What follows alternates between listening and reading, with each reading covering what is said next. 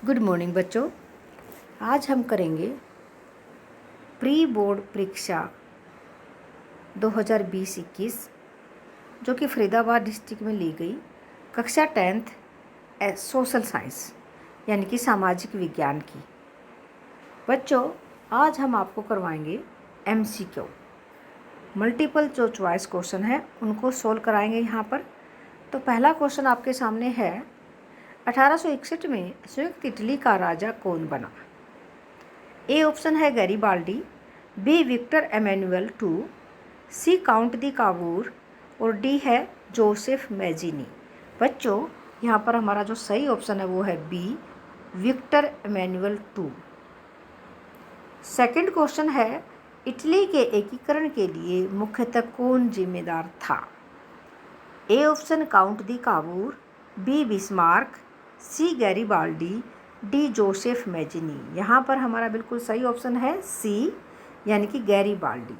देखो बच्चों, यहाँ पर ई से इटली और गै से गैरीबाल्डी यानी कि एग करके आप एक ट्रिक बना सकते हो। एग तो यानी कि एग यानी कि ई और गै इगली, तो ई से इटली और गै से गैरीबाल्डी, तो यहाँ पर एग करके ट्रिक बना करके याद कर सकते हो। नेक्स्ट क्वेश्चन आपके सामने है, केसरी नामक अखबार किसने लिखा? बच्चों, केसरी नामक अखबार किसने लिखा, जो हमारा तीसरा क्वेश्चन है। केसरी नामक अखबार किसने लिखा? तो इसमें ए ऑप्शन है बाल गंगाधर तिलक, बी राजा राम मोहन राय, सी ज्योतिबा फुले और डी महात्मा गांधी। यहाँ पर हमारा जो सही ऑप्शन ए है बाल गंगाधर तिलक, बिल्कुल ठीक है। नेक्स्ट क्वेश्चन है, साइमन कमीशन कब भारत पहुँचा?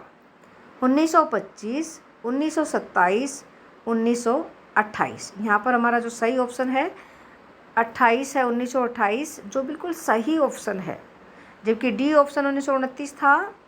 नेक्स्ट क्वेश्चन है, असहयोग आंदोलन के दौरान अवध के किसानों का नेतृत्व किसने किया? A option Jawaharlal Nehru, B Baba Ramchandra, C Shaukat Ali, D Mahatma Gandhi. यहाँ पर हमारा सही ऑप्शन है बाबा रामचंद्र, ये सही ऑप्शन है बी। नेक्स्ट क्वेश्चन आपके सामने है बच्चों। देखो बच्चों, छठा, सातवां और आठवां ये बड़े क्वेश्चन हैं, डिस्क्रिप्टिव हैं, इनको हम यहाँ नहीं ले रहे हैं, हम यहाँ पर ओनली MCQ ले रहे हैं। तो नौवां जो क्वेश्चन है वो क्या है, बेल्जियम ने फ्रांस, नीदरलैंड, जर्मनी और खालिस्तान के साथ सीमाएं साझा की हैं। देखो बच्चों, ए ऑप्शन है इंग्लैंड, बी नॉर्वे, सी लग्जमबर्ग, डी इटली। तो यहाँ पर हमारा जो सही ऑप्शन है वो है लग्जमबर्ग, इनके साथ सीमाएं साझा की हैं। नेक्स्ट क्वेश्चन है, राजधानी ब्रुसेल्स में 80% यानी कि 80% लोग बोलते हैं, क्या बोलते हैं ब्रुसेल्स में? फ्रेंच, डच, जर्मन, अंग्रेजी। ए ऑप्शन बिल्कुल ठीक है, फ्रेंच बोलते हैं। नेक्स्ट क्वेश्चन है, तमिल भाषी श्रीलंकाई जनसंख्या का कितना प्रतिशत है? यानी कि श्रीलंकाई जनसंख्या का कितना प्रतिशत है जो तमिल भाषा बोलते हैं? ए ऑप्शन है 50%, बी 20, सी 18, डी 16। यहाँ पर सही ऑप्शन है 18। तो नेक्स्ट क्वेश्चन है, श्रीलंकाई बोलने वाले ज़्यादातर सिंघली लोग हैं, खालिस्तान हैं। ए ऑप्शन हिंदू, बी ईसाई, सी मुसलमान और डी बौद्ध। तो यहाँ पर हमारा सही ऑप्शन क्या है? बौद्ध, बिल्कुल डी ऑप्शन ओके है, राइट है। नेक्स्ट क्वेश्चन है, श्रीलंका एक स्वतंत्र देश के रूप में कब उभरा? यानी कि श्रीलंका को आज़ादी कब मिली? तो ए ऑप्शन 1949, बी 1950, सी 1948 और डी 1951। यहाँ पर हमारा सही ऑप्शन है सी अर्थात 1948। इसको आप दूसरे तरीके से भी याद कर सकते हो कि भारत 1947 में आज़ाद हुआ और श्रीलंका 1 साल बाद यानी कि 1948 में। नेक्स्ट क्वेश्चन है, निम्नलिखित में से कौन से उदाहरण संघों के एक साथ आने के उदाहरण हैं? संघों के एक साथ आने के उदाहरण हैं। देखो, ए ऑप्शन है, आप बताएंगे बच्चों, Bharat, Spain, Belgium. A option ये है। बी है भारत, अमेरिका और स्पेन। सी ऑप्शन है संयुक्त राज्य America, Switzerland, Australia. D option है बेल्जियम और श्रीलंका। तो यहाँ पर कौन सा ऑप्शन सही है बच्चों? ए, बी, सी या डी? तो यहाँ पर बेल्जियम और श्रीलंका एक साथ आए हैं, तो ये सही ऑप्शन है डी, बेल्जियम और श्रीलंका। नेक्स्ट क्वेश्चन है, संघ सूची में इस तरह के विषय शामिल हैं। संघ सूची में किस तरह के विषय शामिल हैं? देखो बच्चों, एक होती है संघ सूची, एक होती है राज्य सूची, एक होती है समवर्ती सूची। तो यहाँ पर हम संघ सूची में कौन से विषय शामिल हैं उनकी बात कर रहे हैं। ए ऑप्शन है शिक्षा, वन, ट्रेड यूनियन, विवाह, गोद लेने और उत्तराधिकार। बी ऑप्शन है पुलिस, व्यापार, वाणिज्य, कृषि और सिंचाई। सी ऑप्शन है कंप्यूटर सॉफ्टवेयर जैसे रिज्यूडरी विषय। आगे है रक्षा, विदेशी मामले, बैंकिंग, मुद्रा, संचार। यहाँ पर सही ऑप्शन डी है, ये संघ सूची में आता है। नेक्स्ट क्वेश्चन है, पंचायतों और नगर पालिकाओं में महिलाओं के लिए आरक्षित सीटों की संख्या है। 1/4, 1/3, आधा, 1/5। यहाँ पर सही ऑप्शन है बी, यानी कि 1/3। नेक्स्ट क्वेश्चन है, एक राजनीतिक दल के घटक क्या हैं? एक राजनीतिक दल के घटक क्या हैं, यानी कि क्या क्या घटक हैं उसके? नेता, सक्रिय सदस्य, अनुयायी या उपरोक्त सभी। बच्चों यहाँ पर डी ऑप्शन बिल्कुल ठीक है, ये सारे ही गुण एक नेता में होने चाहिए। नेक्स्ट क्वेश्चन है आपके सामने, वे दल जो चुनाव में हार जाते हैं, वे दल जो चुनाव हार जाते हैं अभी भी सरकार चला सकते हैं? बिल्कुल भी नहीं चला सकते। जब चुनाव हार गए तो सरकार कैसे चलाएंगे? ए ऑप्शन गलत है। बी ऑप्शन है विपक्ष की भूमिका निभाते हैं। हाँ, ये ठीक है, क्योंकि विपक्ष की वो भूमिका निभा सकते हैं। और सी ऑप्शन है नीतियाँ और कार्यक्रम बना सकते हैं। बिल्कुल नहीं बना सकते। डी ऑप्शन है सरकार की आलोचना नहीं कर सकते, कर सकते हैं। तो यहाँ पर सही ऑप्शन हमारा था बी। नेक्स्ट क्वेश्चन है, बहुजन समाज पार्टी के संस्थापक कौन हैं? बहुजन समाज पार्टी के संस्थापक कौन हैं? ए ऑप्शन साहू महाराज, ये नहीं है। बी ज्योतिबा फूले, ये भी नहीं है। सी BR अम्बेडकर, ये भी नहीं है। डी है कांसीराम, ये बिल्कुल सही ऑप्शन है बच्चों, कांसीराम। नेक्स्ट क्वेश्चन है, कौन सा राजनीतिक दल मार्क्सवाद लेनिनवाद के विचारधारा में विश्वास करता है? कौन सा दल राजनीतिक दल मार्क्सवाद लेनिनवाद की विचारधारा में विश्वास करता है? ए ऑप्शन है भारतीय कम्युनिस्ट पार्टी, बी राष्ट्रवादी कांग्रेस पार्टी, सी द्रविड़ मुनेत्र कड़गम यानी कि DMK, D Bahujan Samaj party. यहाँ पर ए ऑप्शन बिल्कुल ठीक है, भारतीय कम्युनिस्ट पार्टी है जो लेनिनवाद की विचारधारा में और मार्क्सवाद की विचारधारा में विश्वास करती है। नेक्स्ट क्वेश्चन है, गठबंधन शब्द का क्या अर्थ है? गठबंधन शब्द का, दो पार्टियां मिलकर सरकार बनाती हैं। दूसरा ऑप्शन है वामपंथी और दक्षिणीपंथी, वामपंथी और दक्षिणीपंथी मिलकर सरकार बनाते हैं, ये भी नहीं है। जब राज्य और राष्ट्रीय दल मिलकर सरकार बनाते हैं, ये भी नहीं है। डी ऑप्शन है जब चुनाव लड़ने, सत्ता हासिल करने के उद्देश्य से एक बहुदलीय व्यवस्था में कई दल शामिल हो जाते हैं, तो ये बिल्कुल सही ऑप्शन है। और ये होता है गठबंधन, जब कई दल मिल जाते हैं तो उसको गठबंधन बोलते हैं। नेक्स्ट क्वेश्चन है, आय की असमानता में कौन सा देश सबसे ऊपर है? देखो बच्चों, आय और धन की जो असमानता है उसमें सबसे ऊपर जो देश है वो है रसिया यानी कि रूस। बी ऑप्शन बिल्कुल ठीक है। ए ऑप्शन है दक्षिणी अफ्रीका, बी रूस, सी UK और डी हंगरी। यहाँ पर रूस आएगा। नेक्स्ट क्वेश्चन है, निम्नलिखित में से कौन सा समकालीन दुनिया में सरकार का सबसे लोकप्रिय रूप है? ए ऑप्शन तानाशाही, बी राजतंत्र और सी जो ऑप्शन है वो है सैन्य शासन और डी जो ऑप्शन है वो क्या है? लोकतंत्र। तो हमारा यहाँ पर सही ऑप्शन है लोकतंत्र। नेक्स्ट क्वेश्चन है बच्चों, संघवाद से आप क्या समझते हैं? ये डिस्क्रिप्टिव क्वेश्चन आ गया। 25वां क्वेश्चन है, लोकतंत्र को सबसे बेहतर क्यों माना जाता है? ये भी डिस्क्रिप्टिव है। और 1992 के संविधान संशोधन के पहले और बाद के स्थानीय शासन के महत्वपूर्ण अंतरों का वर्णन कीजिए। ये भी डिस्क्रिप्टिव क्वेश्चन है, ये आप अपने हिसाब से करेंगे। नेक्स्ट अब हम आ गए हैं अर्थशास्त्र के अंदर। हम छोटे क्वेश्चन यहाँ पर यानी कि मल्टीपल चॉइस क्वेश्चन आपको करा रहे हैं। देखिएगा बच्चों, भूमिहीन मजदूर के विकास लक्ष्य में सर्वोच्च प्राथमिकता क्या होगी। देखो, जो मजदूर जिसके पास भूमि नहीं है तो उसका ए ऑप्शन है ग्रामीण बैंकिंग का विस्तार। ये नहीं हो सकता, क्योंकि बैंक क्या करेंगे जब उसके पास पैसे ही नहीं होंगे, उसके पास काम नहीं होगा। बी है अधिक दिनों का काम और बेहतर मजदूरी। बिल्कुल ठीक है, क्योंकि उसको ज़्यादा काम चाहिए और अच्छी मजदूरी चाहिए, तो ये ठीक है। सी ऑप्शन है परिवहन के लिए धातु सड़कें। डी है हाई स्कूल की स्थापना। ये नहीं है उसके लिए, उसको तो ज़्यादा काम चाहिए और ज़्यादा अच्छी मजदूरी चाहिए, तो यहाँ पर बी ऑप्शन बिल्कुल ठीक है।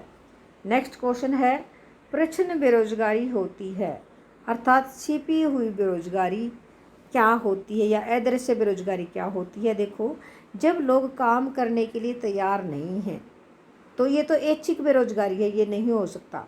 बी है जब लोग धीरे धीरे काम कर रहे हैं। जब लोग धीरे धीरे काम कर रहे हैं, ये भी नहीं हो सकता।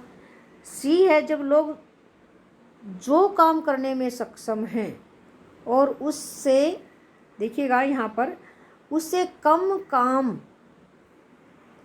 कर रहे हैं। देखो, जब लोग जो काम करने में सक्षम है, जितना काम करने में सक्षम है उससे कम काम कर रहे हैं, यानी कि काम वो ज़्यादा कर सकते हैं लेकिन कम कर रहे हैं, इसका मतलब ये छिपी हुई बेरोजगारी है, वो दिखाई नहीं दे रही है। डी ऑप्शन है जब लोगों को उनकी नौकरियों के लिए भुगतान नहीं दिया जाता, ये भी नहीं है, तो यहाँ पर हमारा सही ऑप्शन है सी, अर्थात उससे कम काम कर रहे हैं। नेक्स्ट क्वेश्चन है 29वां, निम्नलिखित में से कौन सा बैंक भारत में केंद्र सरकार की ओर से मुद्रा जारी करता है। तो ए ऑप्शन है रिजर्व बैंक ऑफ इंडिया यानी कि RBI. B State Bank. C Bank of India. D Central Bank of India. यहाँ पर हमारा सही ऑप्शन है RBI. Reserve Bank of India एकमात्र ऐसा बैंक है जिसको नोट जारी करने का अधिकार है, या मुद्रा नोट जारी करने का अधिकार है। नेक्स्ट क्वेश्चन है 30वां, देशों के बीच तेजी से एकीकरण या परस्पर संबंध के रूप में जाना जाता है। आपस में जो देश है उनके अंदर परस्पर संबंध, एकीकरण, तो उसको वैश्वीकरण बोलते हैं। ए ऑप्शन निजीकरण, बी वैश्वीकरण, सी उदारीकरण, डी सामाजिकरण। यहाँ पर हमारा जो सही ऑप्शन है वो वैश्वीकरण है, अर्थात ग्लोबलाइजेशन। नेक्स्ट क्वेश्चन है, विश्व व्यापार संगठन निम्नलिखित में से किस समूह के देशों की पहल पर शुरू किया गया था। देखो, पहल पर शुरू किया गया था जो WTO है, किस समूह के देशों की पहल पर शुरू किया गया था। ए ऑप्शन है अमीर देश, बी गरीब देश, सी विकसित देश और डी विकासशील देश। यहाँ पर डेवलप्ड कंट्री यानी कि विकसित देशों की पहल पर शुरू किया गया था, बिल्कुल सही ऑप्शन है। नेक्स्ट क्वेश्चन है बच्चों, धारणीय विकास किसे कहते हैं। ये डिस्क्रिप्टिव क्वेश्चन हमारे सामने आ चुके हैं। मुद्रा को विनिमय के माध्यम के रूप में क्यों स्वीकार किया जाता है, और अगला क्वेश्चन है पर्यावरण अवनति के मुख्य कारणों का वर्णन करें। यानी कि ये बड़े क्वेश्चन हैं, डिस्क्रिप्टिव हैं, इनको हम यहाँ नहीं करा रहे हैं। नेक्स्ट क्वेश्चन हमारे सामने आता है भूगोल का। अब हम भूगोल करा रहे हैं इसी पेपर में। देखो बच्चों, भूगोल, निम्नलिखित में से कौन सा एक नवीकरणीय संसाधन है। नवीकरणीय, देखो रिन्यूएबल एंड नॉन रिन्यूएबल जो संसाधन है उनकी बात हो रही है। नवीकरणीय, देखो कोयला, पेट्रोलियम, ये तो अनवीकरणीय है, ये कभी भी ख़त्म हो जाएंगे, तो कोयला पेट्रोलियम नहीं है। अब है सौर ऊर्जा, हाँ ये ठीक है, सौर ऊर्जा यानी कि सूरज की जो ऊर्जा है वो रोज़ाना पैदा हो सकती है, क्योंकि जैसे ही धूप निकलती है सौर ऊर्जा बन जाएगी, तो ये रिन्यूएबल है। तो हमारे यहाँ पर सही ऑप्शन है नवीकरणीय जो संसाधन है वो सौर ऊर्जा है, जीवाश्म ईंधन भी नहीं है। नेक्स्ट क्वेश्चन है, लैटराइट मिट्टी उगाने के लिए बहुत उपयोगी है। क्या उपयोगी है, देखो यहाँ पर लैटराइट मिट्टी उगाने के लिए, मतलब लैटराइट मिट्टी खाली स्थान उगाने के लिए बहुत उपयोगी है। पहला, चावल, गेहूँ, सरसों, ये नहीं है। चाय, कॉफ़ी, काजू, दलहन, गन्ना, रोल, उपरोक्त में से कोई नहीं, तो यहाँ पर चाय, कॉफ़ी और काजू हमारा आएगा। चाय, कॉफ़ी और काजू आएगा, तो ये देखेंगे हम, बी ऑप्शन हमारा बिल्कुल ठीक है। नेक्स्ट क्वेश्चन है हमारा नेक्स्ट क्वेश्चन है, हम इसको इस तरह से देखते हैं। नेक्स्ट क्वेश्चन है 37वां। तो यहाँ पर हमने देखा चाय, कॉफ़ी और काजू, ये बिल्कुल सही ऑप्शन है हमारा। 37वां क्वेश्चन है, निम्नलिखित में से कौन सा पंजाब में भूमि क्षरण का मुख्य कारण है? भूमि क्षरण का गहन जुताई, अत्यधिक पशुओं की चराई, वनों की कटाई या अधिक सिंचाई। बी ऑप्शन बिल्कुल ठीक है। नेक्स्ट क्वेश्चन आपके सामने आ रहा है बच्चों, निम्नलिखित में से कौन सी रोपण फसलें हैं? चावल और मक्का, गेहूं और दालें, चाय, कॉफ़ी, केला और गन्ना। ये रोपण कृषि है, तो ये रोपण कृषि की फसलें हैं बच्चों, तो ये सी ऑप्शन हमारा बिल्कुल ठीक है। और अगला क्वेश्चन है, भारत के 3 प्रमुख फसल मौसम कौन से हैं? आस, अमन और बोरो। ये गलत है। रबी, खरीफ और जैद। इसको जायद की फसल भी बोलते हैं, तो ये बिल्कुल सही मौसम है। देखो, एक गर्मियों की फसल है, एक सर्दियों की है खरीफ, ये बारिश के टाइम पर। अब देखो, अगर रबी की फसल है, रबी की फसल जो है सर्दियों में बोई जाती, गर्मियों में काटी जाती है। और ये खरीफ की जो फसल है गर्मियों में बोई जाती है, और अब ये देखो ये काट ली जाएगी। और जायद की फसल, देखो रबी की फसल में क्या आएगा? गेहूँ, चना, सरसों, राई। जबकि खरीफ की फसल में क्या आएगा? ज्वार, बाजरा, चावल। और जायद की फसल में आ जाता है जैसे खरबूजा, तरबूज, ककड़ी, ये चीज़ें आती हैं। तो 3 प्रमुख फसल मौसम है, रबी, खरीफ और जायद। सी ऑप्शन हम देख लेते हैं क्या है। ये नहीं है। बैसाख, पौष, चैत, उपरोक्त में से कोई नहीं। 40वां क्वेश्चन हमारे सामने है, रबी की फसल है, सर्दियों में बोया जाता है और गर्मियों में काटा जाता है। बिल्कुल ठीक है, रबी की फसल बरसात के मौसम में बोया जाता है और सर्दियों में काटा जाता है, ये नहीं है। गर्मियों में बोया जाता है और सर्दियों में काटा जाता है, ये भी नहीं है। उपरोक्त में से कोई नहीं, तो हमारा सही ऑप्शन बी। नेक्स्ट क्वेश्चन है, खरीफ की फसलें उगाई जाती हैं। मानसून की शुरुआत के साथ और सितंबर अक्टूबर में कटाई, सर्दियों की शुरुआत और गर्मियों में कटाई, ये गलत है। सर्द ऋतु की शुरुआत और गर्मियों में कटाई, ये भी गलत है। उपरोक्त में से कोई नहीं। मानसून की शुरुआत, सी ए ऑप्शन हमारा ठीक है। मानसून की शुरुआत के साथ और सितंबर अक्टूबर में कटाई। नेक्स्ट क्वेश्चन है, बाजरे का सबसे बड़ा उत्पादक राज्य कौन सा है? राजस्थान, महाराष्ट्र, गुजरात, हरियाणा। यहाँ पर जो सही ऑप्शन है वो है महाराष्ट्र, क्योंकि बाजरे का सबसे बड़ा उत्पादक राज्य है महाराष्ट्र। नेक्स्ट क्वेश्चन है, भारत में अधिकांश एकीकृत इस्पात संयंत्र कहाँ पर स्थित हैं? मालवा पठार, बुंदेलखंड पठार, मेघालय पठार, छोटा नागपुर पठार। ये बिल्कुल सही ऑप्शन है डी, छोटा नागपुर पठार।